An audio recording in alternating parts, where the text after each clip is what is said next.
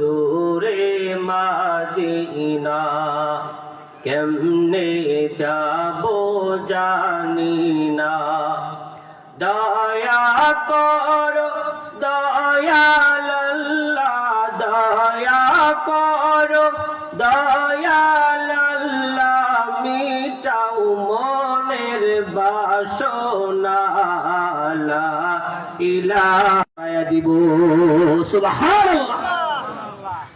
আল্লাহ তাআলা আরো বলেন, ও গোলাম, আমি মালিক তোমার এই যে নিয়ামত গুলো দিছি, তোমার এই দুইটা হাত দিছি, তোমার এই দুইটা পা দিছি, তোমার কানের মধ্যে আমি আল্লাহ তাআলা কথাগুলোকে সুন্দরভাবে শোনার জন্য পাওয়ার দিয়ে দিয়েছি।